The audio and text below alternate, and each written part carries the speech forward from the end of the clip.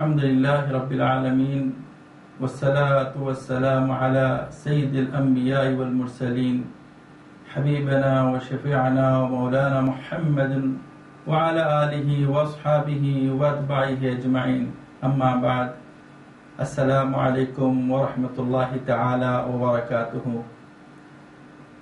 سامعین و ناظرین، آپ نے اس سے پہلے کی قسط میں سماعت فرمایا جو ہم سلسلہ قصص الانبیاء، انبیاء کے واقعات مبارکہ کا سلسلہ جو شروع کیے ہیں، اس میں اہمیت قصص الانبیاء کی تفسیر آپ سماعت فرما رہے ہیں، جو قرآن اور حدیث کی روشنی میں ایک نور ہدایت، ایک ایسا چراغ، ایک ایسی روشنی جو نجات دلانے والی ہے، جنت کا راستہ بتلانے والی ہے. انبیاء کی زندگی، ان کے اسوات حسنہ پر چلنا. اللہ عز و جل نے قرآن پاک میں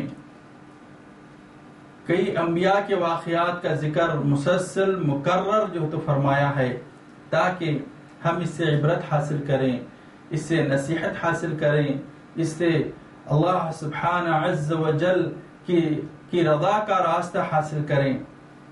دوستو، عزیزو، مایو اور بہنوں، اللہ سبحانہ عز و جل کا کتنا فضل و کرم ہے کہ ہم مسلمان کے گھر میں، اور ہم میں بہت سارے صاحب شرف ایسے ہیں کہ آباء و اجداد سے خاندانی مسلمان ہیں، اور ہم کو دین حنیف، اللہ عز و جل کا یہ پاکیزہ مذہب ہم کو نبی کریم صلی اللہ علیہ وسلم اور ہمارے آباء و اجداد سے قدیم مدتوں سے وراثت میں ملتا آیا ہے. اللہ سبحانہ عز و جل ہمارے ایمانوں کی حفاظت فرمائے. آج کل کے زمانے میں علم تو بہت ہو گیا ہے، لیکن ایمان کی کیفیت کم ہو گئی ہے. اللہ سبحانہ عز و جل ہم سب کو ایمان سے مالا مال فرمائے اور اس کے پر عمل کرنے کی توفیق عطا فرمائے. آپ نے اس سے پہلے کی قسط میں جو سماعت فرمایا، اہمیت قصص الانبیاء. اللہ سبحانہ عز و جل قرآن پاک میں کئی مرتبہ مکررہ جو واقعات بیان فرمائے ہیں، اور انبیاء علیہ السلام کو اللہ سبحانہ و تعالی نے درجوں سے ان کو بلندیاں عطا فرمائی ہے، ایک پر دوسرے کو درجے اور فوقیت عطا فرمائی ہے، جس میں ہمارے حبیب محمد مصطفیٰ رحمت اللہ للعالمین کو اللہ سبحانہ و تعالی نے تمام انبیاء کی مجموعی فوقیتوں پر فوقیت عطا فرمایا ہے.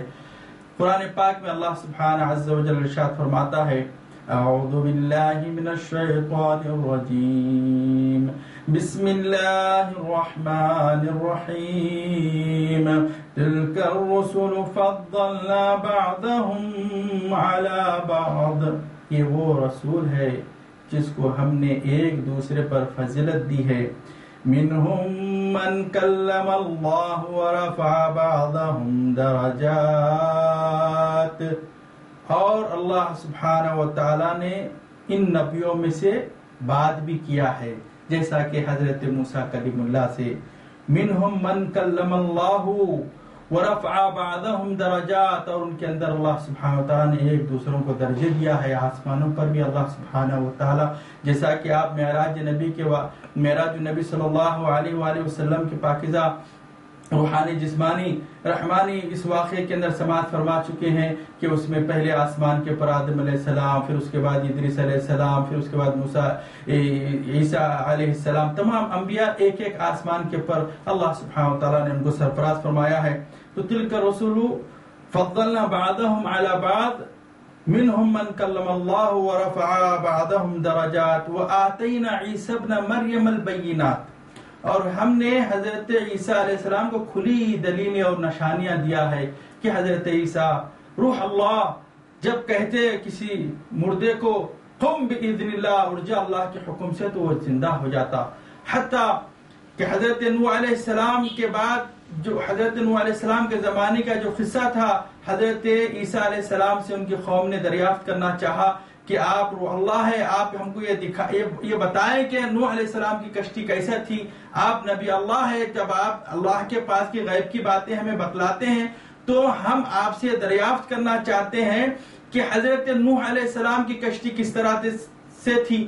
حضرت عیسیٰ روح اللہ عیسیٰ ابن مریم نے حضرت نوح علیہ السلام کی کشتی کو بتلایا، اللہ سبحانہ عز و جل کے علم سے ان کے سامنے پیش کیا، لیکن ان کے دل مطمئن نہیں ہوئے، تو انہوں نے کہا نہیں، آپ روح اللہ ہے، آپ کسی مردے کو کہہ دے زندہ ہو تو وہ زندہ ہو جاتا ہے، آپ نبی اللہ ہے۔ دیکھیں ان کا ایمان کتنا ہے اللہ کی تبارک و تعالیٰ کی ذات اقدس پر، اور اللہ سبحانہ و تعالیٰ نے جو انبیاء علیہ العظام کو جو کرامتیں، جو معجزات عطا فرمایا ہے، جو قربتیں عطا فرمایا ہے، اس کا یقین کیجئے کہ کس طرح سے ان کے دل مطمئن تھے کہ یہ کام کر سکتے ہیں، نبی کے اندر یہ طاقت آ سکتی ہے۔ سورۃ ہود کی تفسیر اٹھا کر دیکھیے، تفسیر ابن کثیر اٹھا کر دیکھیے، چاہے کوئی بھی علماء کی تفسیر اٹھا کر دیکھیے کہ حضرت عیسیٰ علیہ السلام ایک مٹی کے تودے پر جاتے ہیں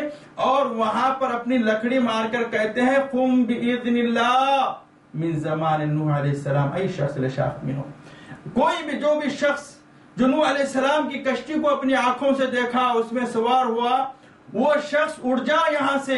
تو ایک شخص زمین مٹی جھاڑتا ہوا اٹھا، تو سب سے پہلے حضرت عیسیٰ علیہ السلام نے یہ سوال کیا کہ کیا تو بوڑھا مرا تھا؟ تو کہنے لگا بوڑھا تو نہیں مرا تھا، مرا تو میں جوان تھا، لیکن اس فکر نے مجھ کو بوڑھا کر دیا ہے کہ آج میرا حساب ہے۔ سورۃ المزمل کے اندر بھی فَكَيْفَ يَوْمَ يَجْعَلُ الْوِلْدَانَ شِبَهَ السَّمَاءُ مُنفَطِرٌ بِهِ كَانَ وَعْدُهُ مَفْعُولًا، اس تفسیر میں بھی سورۃ المزمل کی اس آیت شریفہ کی تفسیر میں مل جائیں گے، اس دن کے جس دن یوم یجعل الولدان شیبا، جس دن بچے بوڑھے ہو جائیں گے، ہیبت کے مارے بوڑھے ہو جائیں گے، تو یہ نشانیاں تھی۔ تو اس نے اٹھا اور حضرت نوح علیہ السلام کی کشتی کی تمام تفسیر اس نے بیان کیا، جس کا درد جو ہم کو نوح علیہ السلام کا قصہ معلوم ہوگا تو وہ اسی احادیث کی روشنی میں ہم کو معلوم پڑے گا انشاءاللہ تعالی۔ سفینہ نوح علیہ السلام کے بیان میں آپ اس کو سماعت فرمائیں گے۔ وَأَيَّدْنَاهُ بِرُوحِ الْقُدُسِ وَآتَيْنَا عِيسَىٰ ابْنَ مَرْيَمَ الْبَيِّنَاتِ، یعنی ہم کو یہ نشانیاں دیے تھے کہ نبی ہونے کی دلائل دیے تھے۔ جب بشریت کے اندر شیطان گھس جاتا تھا اور شیطان ان کو اچھالتا تھا، شیطانیت کے اوپر ان لوگوں کو آمادہ کرتا تھا، تو یہ انسانی شیطان انبیاء سے جو ہے نعوذ باللہ گستاخیاں بھی کرتے تھے، انبیاء کے قتل بھی کرتے تھے، انبیاء سے غیر ضروری سوالات بھی کرتے تھے، لیکن قادر مطلق اللہ سبحانہ وتعالی اذا اراد شیئا یقول له کن فیکون، جب اللہ عز و جل کسی چیز کو کہتا ہے ہو جا تو ہو جاتی ہے۔ تو اللہ سبحانہ و تعالیٰ کے انبیاء بھی ایسے ہی ہوتے ہیں، کیونکہ انبیاء کے اندر اللہ سبحانہ و تعالیٰ کی رحمتیں ہوتی ہیں، قدرتیں ہوتی ہیں۔ اللہ سبحانہ و تعالیٰ سورۃ الانفال میں فرما رہا ہے اذ رمیت وما رمیت اذ رمیت ولکن اللہ رما۔ اے محمد صلی اللہ علیہ وسلم، جنگ احد میں جب نبی کریم صلی اللہ علیہ وسلم اپنی جھوپڑی سے نیچے اترے اور دیکھے کہ مسلمان قتل ہو رہے ہیں، اور اگرچہ یہ قتل ہو جائے ختم ہو جائے تو پھر اے پاک پروردگار اس زمین کے اوپر دین کے پھیلانے والے ختم ہو جائیں گے، تو اللہ کے رسول صلی اللہ علیہ وسلم اٹھے اور زمین سے ایک مٹھی مٹی لیے اور کافروں کے لشکر کے اوپر مار دیے۔ اس کی تعریف رب تبارک و تعالیٰ کیا فرماتا ہے؟ وَمَا رَمَيْتَ، جو آپ نے پھینکا، اِذْ رَمَيْتَ وَلَكِنَّ اللَّهَ رَمَا، یہ اللہ تبارک و تعالیٰ نے پھینکا ہے۔ اور کئی جگہ پر اللہ سبحانہ و تعالیٰ فرماتا ہے یَدُ اللَّهِ فَوْقَ أَيْدِيهِمْ فَمَن نَكَثَ، جو اللہ کے رسول کے صلی اللہ علیہ وسلم کے پاس صلح حدیبیہ میں جو بیعت فرما رہے ہیں، کہتے ہیں یہ جو بیعت کر رہے ہیں آپ کے ہاتھ پر، ان کے ہاتھ پر اللہ سبحانہ تبارک و تعالیٰ کا ہاتھ ہے۔ تو انبیاء علیہ التحیۃ والسلام کے اندر رب تبارک و تعالیٰ کی وہ تمام قدرتیں ہوتی ہیں۔ اس زمین کو، پوری کائنات کو اگرچہ انبیاء اگرچہ اس طرح سے اپنے ہاتھوں میں پلیٹ لیں، تو پھر رب تبارک و تعالیٰ کی رحمت میں، اس کی قدرت میں کسی قسم کی کمی واقع نہیں ہوتی۔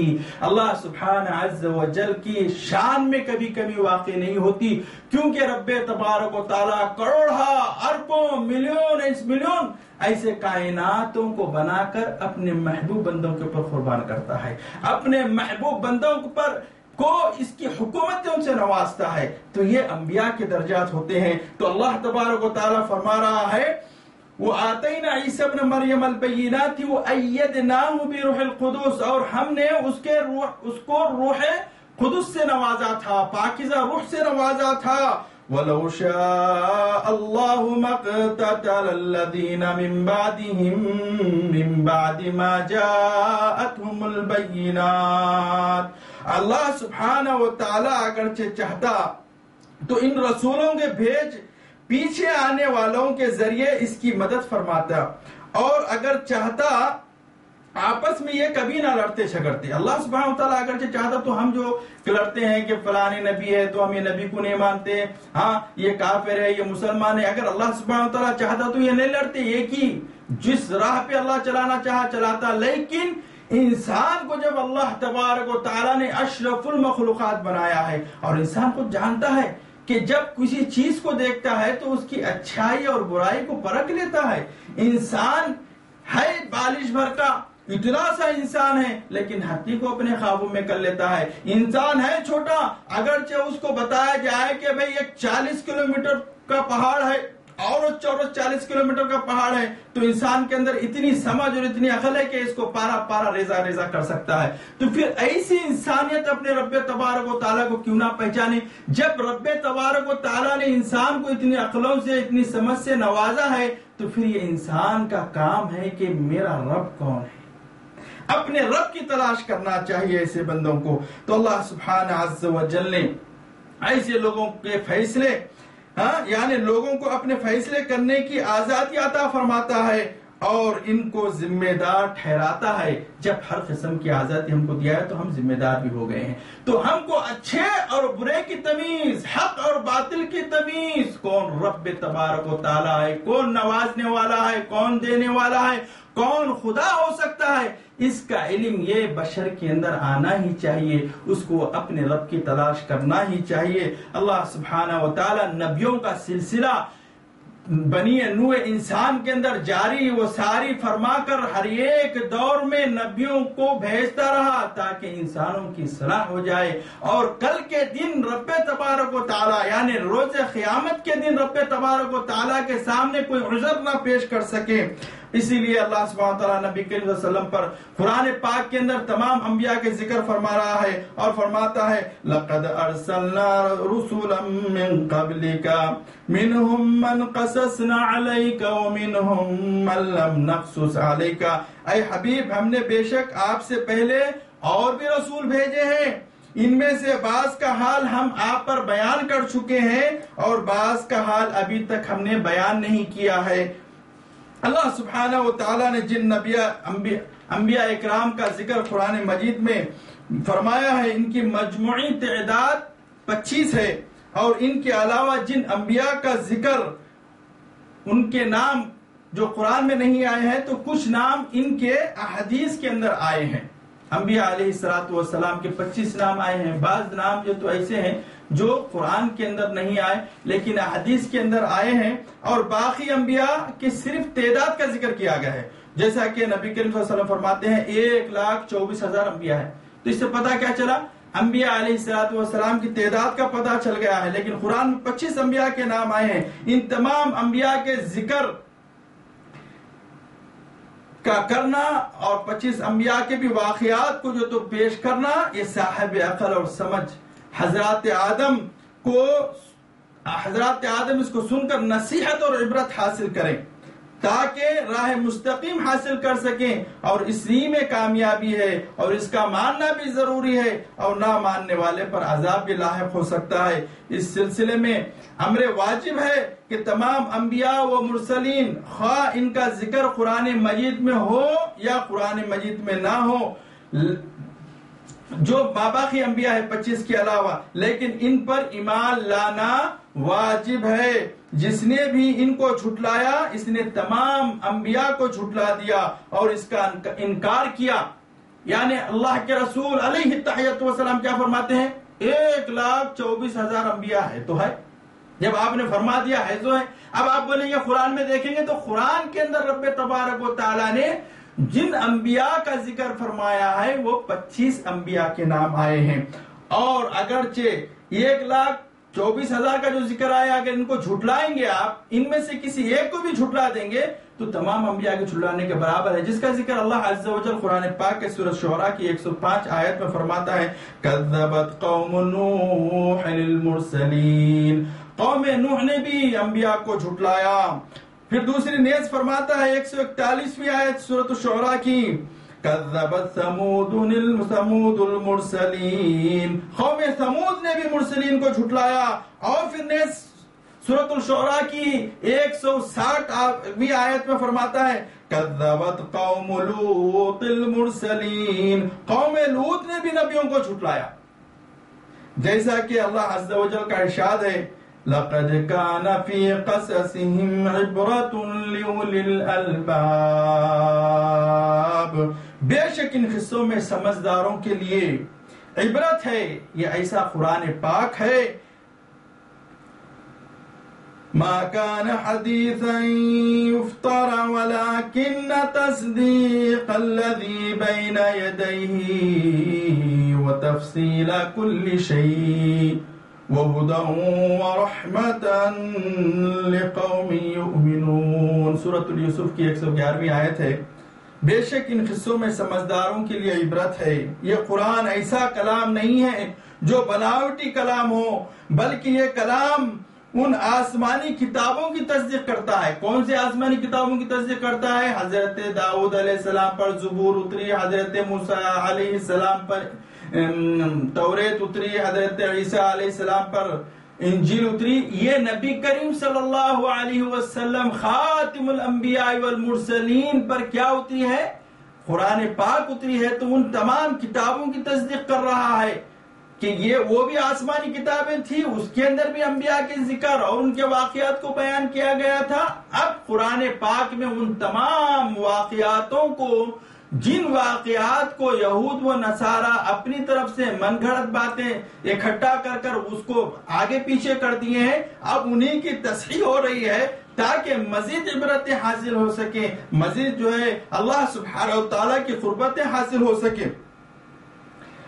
اور جو اس سے پہلے نازل ہوئی ہے اور اس میں ہر چیز کی تفصیل ہے، ہدایت ہے، رحمت ہے اس قوم کے لیے جو اس پر ایمان لائے. کس پر؟ قرآن پاک کے قصص الانبیاء پر، انبیاء پر جو حالات گزرے ہیں، جس کا سامنا انبیاء علیہ السلام نے کیا ہے، جتنی قربانیاں انبیاء علیہ السلام نے دی ہے، جتنی ہدایتوں سے امتوں کو اپنے جو تو سنوارا ہے، ان تمام کی تمام چیزوں کے اوپر مومنوں کے لیے اب ہمارے لیے ان واقعات کو سن کر اس سے عبرت حاصل کرنا، اپنے ایمانوں کو تازہ کرنا. اس کے اندر ایک نصیحت ہے.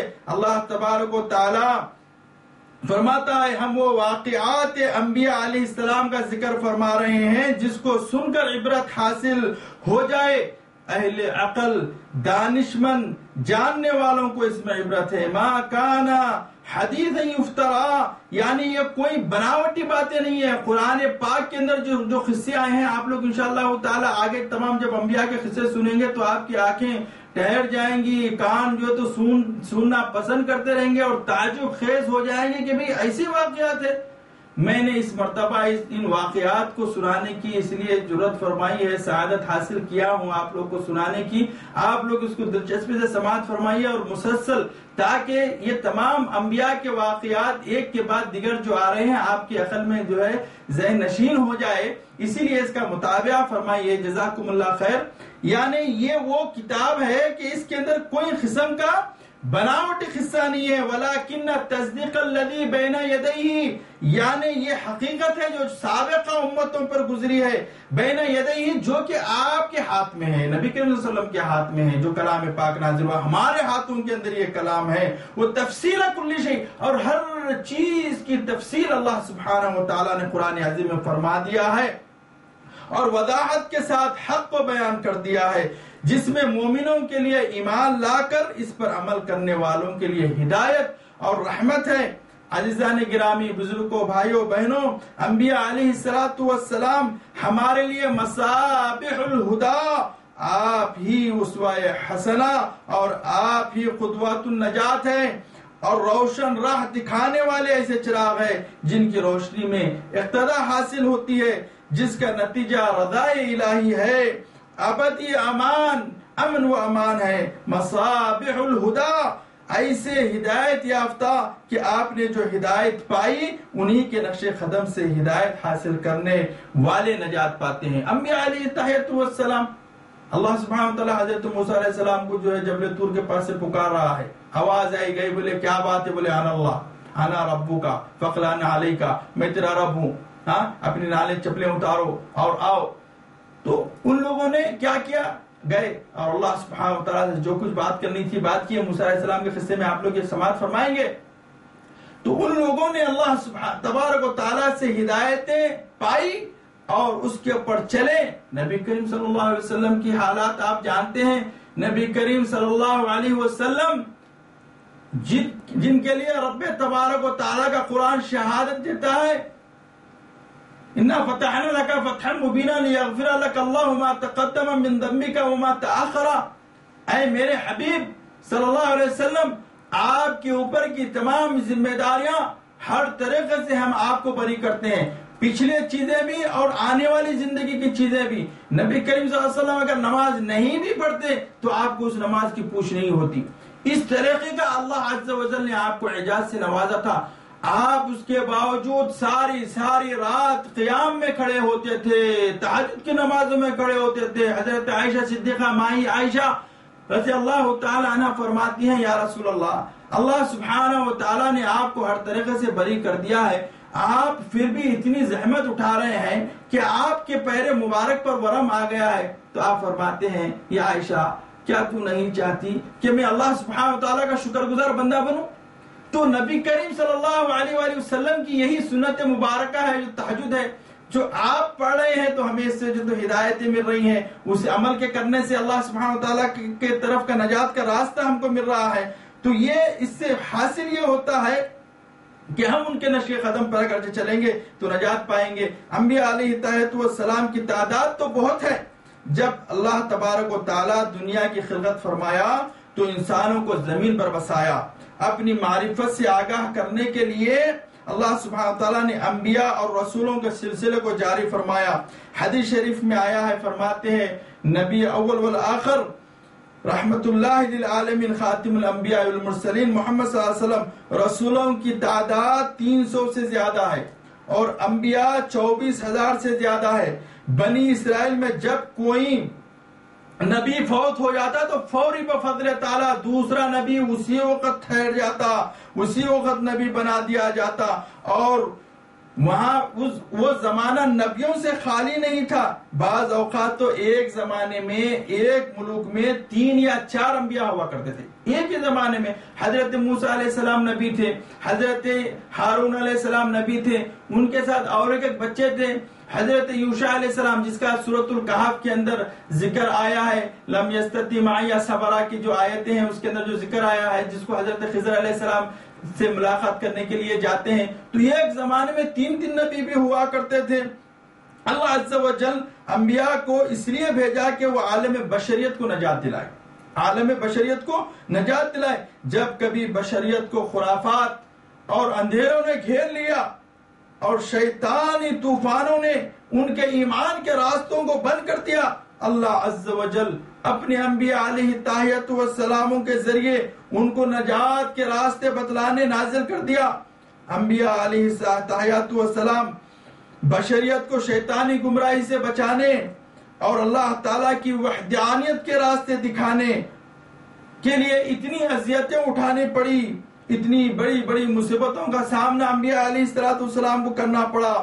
انبیاء علیہ السلام اجتہاد کیا کرتے تھے، صبر کیا کرتے تھے، وجود حق کے لیے اپنے آپ کو جو تو فنا کر لیتے تھے۔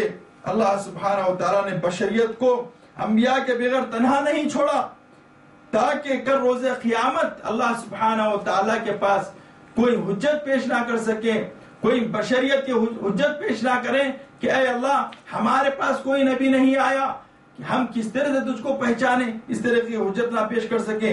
انبیاء کرام نازل کر کے اس حجت سے بری ہو گیا رب تبارک و تعالیٰ۔ کل قیامت کے دن انسان ہیلا سازی نہ کر سکے گے اور یہ نہ کہیں گے کہ یا اللہ ہم کو تیری معرفت اور وحدانیت بتانے والا کوئی نہیں آیا۔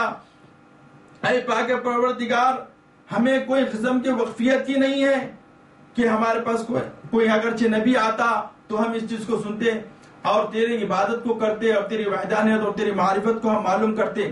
لیکن آج ہر جگہ پر تمام کفاروں سے بھی سوال ہوگا، گو کہ ان کے پاس نہیں پہنچایا گیا، لیکن انسان کو اگرچہ یہ کہا جائے کہ یہاں پر سونا بٹ رہا ہے، یہاں پر پیسہ بٹ رہا ہے، یہاں پر کھانا بٹ رہا ہے، تو ہر ایک مذہب کا آدمی دوڑ جائے گا. تو بات کیا ہوئی؟ بشریت کی اہمیت کی بات ہوئی. ایک بشر جب اپنی مطلب کی چیز کی طرف دوڑ رہا تھا، تو جب مؤذن اللہ اکبر کہہ رہا تھا تو کہاں تھا؟ اللہ بڑا ہے تو مطلب کو پہچانا کیوں نہیں؟ تو اپنے کام کو بڑا کیوں کہا؟ اسی لیے تیرے اوپر کام بڑا کر دیا گیا، تجھ کو مشقتوں میں ڈال دیا گیا. جو اللہ اکبر مؤذن کی آواز پر وہ بھی اللہ اکبر کہتا ہے، تو ہر چیز اس کے سامنے حقیر کر دی جاتی ہے. انسانوں، عقل مندوں، دانش مندوں، اللہ سبحانہ و تعالیٰ کی نشانیوں کو دیکھتے باوجود بھی انجان مارنے والوں، اذانوں کو سنتے باوجود بھی غفلتیں برتنے والوں، اپنے بستروں کو گرم کرنے والوں، کل تمہاری خبریں گرم آگ سے ہو جائے گی. ان چیزوں سے توبہ کرو اور اٹھو اس سے پہلے کہ تمہاری آنکھیں بند ہونے کے بعد پھر تم کھول نہ سکو گے. اللہ سبحانہ و تعالیٰ کی قرآن پاک کو سوچ اور سمجھ کر پڑھا کرو، انشاءاللہ تعالیٰ نجات ہی نجات ہے. حق تبارک و تعالیٰ کا حق پورا ادا کیا کرو اور ہمیشہ اللہ سبحانہ عز و جل کی رضا کو حاصل کرتے رہو. دوستو، جو ہم کو یہ دین جو ملا ہے خلافت کے طور پر ملا ہے تاکہ ہم یقین کریں اور ان نبیوں کی امتوں کی غلطیوں پر غور کریں، ان کی سرکشیوں کو یاد کرو جس کی وجہ سے ان پر عذاب الہی نازل کیا گیا ہے. یہ قرآن پاک کے اندر جو انبیاء کے قصے ہمارے کو سنائے گئے ہیں، جس کا ذکر ہم پر کیا گیا ہے، تو ہم کو یہ بتایا جا رہا ہے کہ دیکھو اے امت محمد صلی اللہ علیہ وسلم، ہم نے تم سے پہلے کی امتوں پر انعامات نوازا تھا، ہم نے انبیاء کو بھیجا تھا، ان لوگوں نے اس کی پیروی نہیں کی، نافرمانی کی، تو ہم ان شرکسوں کو عذابوں میں مبتلا کر دیے تھے، عذاب الہی ان پر نازل کر دیے گئے. اور اطاعت گزاروں پر رحمت اور نعمت کے نزول کو یاد کرو، اپنی اصلاح کرو. معزز سامعین، بڑے بڑے بادشاہوں نے اپنی اپنی تاریخ کو اپنی اپنی عمارتیں بنا کر انسان کے لیے تاریخ بنا گئے، مگر انبیاء علیہ السلام کی تاریخ، ان کی سادگی، ان کی جھوپڑی کے سامنے کچھ بھی نہیں ہے. آج کتنی بڑی بڑی عمارتیں بن رہی ہیں، بنی ہوئی بھی ہیں، تاریخیں چھوڑ کر گئے ہیں، لیکن ان کی تاریخ انبیاء علیہ السلام کی ایک ٹیکنے کی لکڑی کے برابر بھی اتنی تاریخ نہیں ہو سکتی، اس کی اہمیت نہیں ہو سکتی. اللہ سبحانہ و تعالی جو دماغ تم کو دیا ہے، ذرا اس دنیا کی بھاگ دوڑ کو تو دیکھو، ان میں بسنے والوں کو دیکھو، انبیاء اکرام علیہ السلام کی اطاعت کرنے والوں کو بھی دیکھو.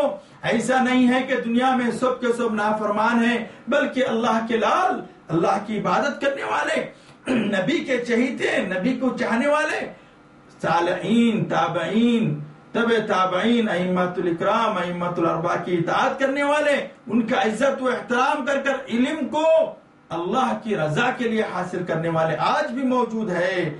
کیا ہم قرآن شریف کو نہیں پڑھتے؟ دیکھو ان کو جس طرح سے آج ہم گمراہی کے راستوں میں دوڑ رہے ہیں، ان گمراہی کے راستوں سے اگرچہ ہم نکلنا چاہتے ہیں تو قرآن کو مضبوطی سے پکڑ لو. اللہ کی رسی کسے کہتے ہیں؟ قرآن پاک کو کہتے ہیں. تو سوچو، ہم قرآن پاک کو جب تک نہیں سمجھ سکتے جب تک کہ ہم تاریخ اسلام، تاریخ انبیاء علیہ السلام کا مطالعہ نہیں کر لیتے. کئی آیات قرآن شریف کی ایسی ہیں جن میں انبیاء علیہ السلام کا ذکر ہو رہا ہے. کئی مرتبہ سیدنا آدم علیہ السلام کا ذکر کیا گیا ہے، کئی مرتبہ حضرت نوح علیہ السلام کا ذکر کیا گیا ہے، کئی مرتبہ بنی اسرائیل کا ذکر کیا گیا ہے، کئی مرتبہ موسیٰ علیہ السلام کے ساتھ فرعون کا ذکر 70 سے زیادہ مقامات پر کیا گیا ہے. 70 مرتبہ نہیں، یعنی 70 موضوع، 70 واقعات قرآن کریم کے اندر جو بڑے بڑے حضرت موسیٰ اور فرعون کے ساتھ اور دوسری ان کی قوم کے ساتھ جو 70 واقعات موسیٰ علیہ السلام کے قرآن پاک کے اندر نازل کیے گئے ہیں، اور ان واقعات میں نصیحت کا ذکر ہے. ان واقعات کے اندر قرآن کی کئی آیتیں بتا رہی ہیں کہ قرآن کس سے بات کر رہا ہے، قرآن ہمیں کیا سکھا رہا ہے. قرآن کو سوچو اور اس کو سمجھ کر پڑھو تو کامیابی ہی کامیابی حاصل ہوگی۔ انبیاء علیہ السلام کے واقعات کی اہمیت یہ ہے کہ اللہ سبحانہ و تعالیٰ نے قرآن پاک کے کئی سوروں کے نام انبیاء پر جو تو رکھا ہے، جیسا کہ سورت ابراہیم، سورت آل عمران، سورت یونس، سورت یوسف، سورت مریم، سورت طٰہٰ، سورت لقمان، سورت محمد، سورت ہود، سورت نوح، سورت مدثر۔ انبیاء جس نے بھی قصص الانبیاء کو معلوم کرنے سے غفلت برتی، جہالت برتی، گویا اس نے قرآن عظیم کے ایک بہت بڑے حصے سے، اس کی عظمت سے، اس کی رحمتوں سے محروم رہ گیا۔ یہ ہمارے لیے اللہ سبحانہ و تعالیٰ نے انبیاء کے قصے قرآن پاک میں بار بار دہرا کر ہمارے لیے ہمارا مذہب، دستور، منہج بنایا ہے، اور ہمارا قرآن اور حدیث شریف کے اوپر چلنا ہمارے لیے اللہ سبحانہ و تعالیٰ کا نازل کردہ قانون اور اس کا دستور ہے۔ جس نے بھی اس کو مضبوطی کے ساتھ پکڑا اور اس کے اوپر چلا اور اس دین کی تبلیغ کی اور اس کو بتایا تو اللہ سبحانہ تبارک و تعالیٰ کی رضا اس نے حاصل کر لی، اور جس نے اس کے حق کو حق اور باطل کو باطل جان لیا، نہیں عن المنکر سے روکا یعنی برائیوں سے روکا، وامر بالمعروف اور اللہ سبحانہ و تعالیٰ کی تعلیمات دی، تو اس کو اللہ سبحانہ عز و جل کی رضا حاصل ہوئی۔ ان انبیاء علیہ السلام کے اسوہ حسنہ سے تعلیم لیں، عبرت حاصل کریں۔ ان میں سب سے اعلیٰ و اولا اسوہ حسنہ نبی عظیم محمد مصطفیٰ صلی اللہ علیہ وسلم سید المرسلین کے اسوہ حسنہ ہے۔ اسوہ حسنہ یعنی نبی کریم صلی اللہ علیہ وسلم کی سنت مبارکہ، آپ کی زندگی، آپ کا دستور، یہ سب سے اہم ہے۔ جبکہ اللہ سبحانہ و تعالیٰ قرآن پاک میں حضرت ابراہیم علیہ السلام کے اسوہ حسنہ کا بھی ذکر فرمایا ہے، لیکن سب سے پہلا اسوہ حسنہ جو ہے ہمارے لیے وہ نبی کریم صلی اللہ علیہ وسلم کا اسوہ حسنہ ہے، جس کے تعلق سے اللہ سبحانہ وتعالی نبی کریم صلی اللہ علیہ وسلم کے تعلق سے قرآن پاک کے سورۃ الاحزاب میں فرماتا ہے لَقَدْ كَانَ لَكُمْ فِي رَسُولِ اللَّهِ أُسْوَةٌ حَسَنَةٌ لِمَنْ كَانَ يَرْجُو اللَّهَ وَالْيَوْمِ الْآخِرَ وَذَكَرَ اللَّهَ كَثِيرًا۔ بے شک اللہ کے رسول صلی اللہ علیہ وسلم کی پیروی بہتر ہے اس کے لیے جو اللہ اور پچھلے دن کی امید رکھتا ہو اور اللہ کو بہت یاد کرتا ہو۔ یہ آیت کریمہ بھی حضور صلی اللہ علیہ وسلم کی نعت ہے اور اس میں مسلمانوں کو ہدایت ہے کہ اگر تم اللہ سے کچھ انعام کی امید رکھتے ہو اور قیامت کی بہتری چاہتے ہو تو رسول اللہ صلی اللہ علیہ وسلم کی پاکیزہ زندگی کے اوپر نظر ڈالو اور اس کو اپنے لیے نمونہ حیات بنا لو۔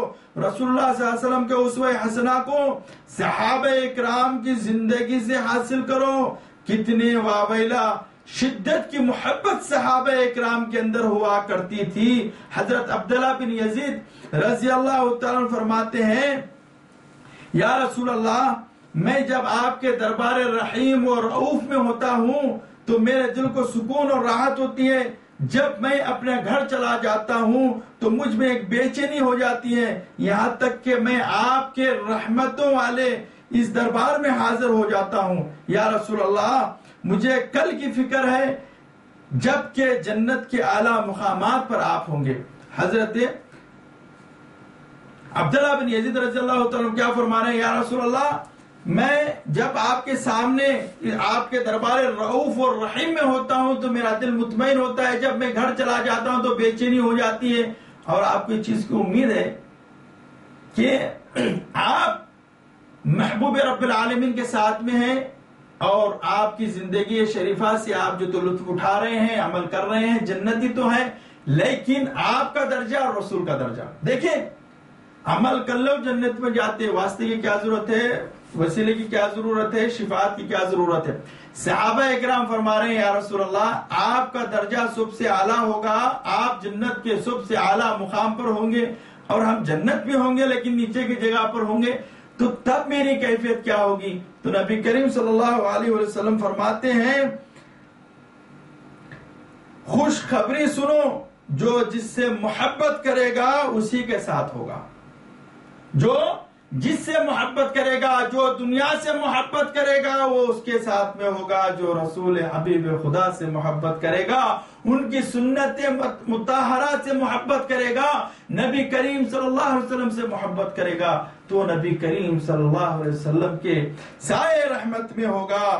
صحابہ اکرام کی مجموعی زندگیاں، ائمۃ الاربعہ کی مجموعی جمع شدہ علمی خزانوں سے حاصل کرو، جن کی اتباع ائمۃ الحدیث کرتے ہیں۔ ائمۃ الاربعہ امام ابو حنیفہ رحمہ اللہ، امام شافعی رحمہ اللہ، امام مالک رحمہ اللہ، امام احمد بن حنبل رحمہ اللہ، ان ائمہ کی اتباع کون کرتے ہیں؟ امام بخاری کرتے ہیں، امام مسلم کرتے ہیں، امام ترمذی کرتے ہیں، امام ابن ماجہ کرتے ہیں، امام نسائی کرتے ہیں۔ جتنے ائمۃ الحدیث ہے وہ سب کے سب مقلد ہے، کوئی غیر مقلد نہیں ہے۔ تو ان کی اسوہ حسنہ نبی کریم صلی اللہ علیہ وسلم کا کس سے ملے گا؟ نبی کریم صلی اللہ علیہ وسلم کی زندگی کا نمونہ کس سے ملے گا؟ صحابہ سے ملے گا، تبع تابعین سے ملے گا، ائمۃ الاربعہ سے ملے گا، جن کی اتباع ائمۃ الحدیث فرما رہے ہیں۔ معزز سامعین الکرام، مائیں و بہنوں، آپ کی خدمت میں خصوصی نورانی محفلات کا یہ سلسلہ انشاءاللہ تعالی میں جاری رکھوں گا، اور اس کی اہمیت اور اس کی ضرورت اسی لیے میں نے زیادہ سمجھا ہے کہ اس آیت شریفہ سے آپ بخوبی جان جائیں گے۔ اللہ سبحانہ و تعالیٰ کا ارشاد ہے، رسول اللہ صلی اللہ علیہ وسلم کے علاوہ دیگر پیغمبروں کو بھی نمونے کے طور پر پیش کیا گیا ہے، یعنی نمونے حیات کے طور پر پیش کیا گیا ہے۔ قد کان لکم اسوۃ حسنہ فی ابراہیم والذین معہ، سورۃ الممتحنہ کی آیت ہے۔ ابراہیم علیہ السلام اور ان کے ساتھیوں کی زندگی تمہارے لیے نمونہ ہے۔ قرآن پاک فرماتا ہے کہ کس طرح وہ حق پر تھے، جمے رہے، اور مخالفت کرنے والوں کی مخالفت کی پرواہ نہیں کی۔ حضرت ابراہیم علیہ السلام کو آگ میں ڈال دیا گیا، مخالفتیں کرتے رہی، آخر میں حضرت ابراہیم علیہ السلام اپنے ملک آبائی وطن کو چھوڑ کر دوسری طرف تبلیغ دین کرنے کے لیے چلے گئے، لیکن حق کے اوپر جمے رہے۔ سورہ انعام میں ایک جگہ بعض انبیاء اکرام کا ذکر ہے، اس کے بعد کہا گیا ہے اولئک الذین ھدی اللہ فبہداہ اقتدی، یہ وہ شخصیتیں ہیں، یہ وہ ہستیاں ہیں جن کو اللہ تبارک و تعالیٰ نے سیدھا راستہ دکھایا ہے، اور وہ اس پر کامزن رہے۔ آپ صلی اللہ علیہ وسلم بھی اسی راستے پر چلے اور اسے نمونہ بنائے۔ دیکھیں کہ اللہ کے یہ نیک بندے دین پر کس ثابت قدمی کے ساتھ جمے ہوئے ہیں، اور اس کے لیے کیسی قربانیاں انہوں نے دی ہے۔ انشاءاللہ عز و جل آپ کی خدمت میں اس کا ایک خاکسار انبیاء علیہ الطاہرۃ والسلام کی یہ پاکیزہ روحانی ایمانی محفلوں کا سلسلہ جاری رکھوں گا، اور آپ کے سامنے انشاءاللہ تعالی سیدنا آدم علیہ السلام تخلیق کائنات کا بھی سلسلہ جاری نہیں ہوا ہے۔ اس کے بعد سے انشاءاللہ تعالی یہ اہمیت قصص الانبیاء اور قرآن کے اندر جو آیتیں ہیں اس کی اہمیت کا سلسلہ آپ کے سامنے رکھا تھا۔ انشاءاللہ تعالی اس کے بعد ہم تخلیق کائنات کا سلسلہ کا بیان شروع کرتے ہیں، پھر اس کے بعد تخلیق کائنات کے بعد دنیا میں حضرت آدم علیہ السلام کا آنا، پھر آدمیت کا پھیلنا، پھر انبیاء کا نزول ہونا، ان کے واقعات آپ کے سامنے پیش کرتے رہوں گا۔ اللہ سبحانہ و تعالی ہم کو نیک ہدایت، نیک توفیق عطا فرمائے، ہمارے گھروں میں خیر و برکت نازل عطا فرمائے، ہمارے ایمانوں کو میں زیادتی عطا فرمائے، اور ہمارے قدموں کو، ہمارے دماغوں کو، ہمارے دلوں کو ایمان پر چلنے کی توفیق عطا فرمائے، اور ہمیں اجتہاد نصیب عطا فرمائے، ہم کو ہمارے والدین کی اطاعت کرنے کی توفیق عطا فرمائے، ان کی خدمت کرنے کی توفیق عطا فرمائے۔ وصلی اللہ تعالی علی سیدنا محمد وعلی آلہ وصحبہ اجمعین، آمین، والحمد للہ رب العالمین۔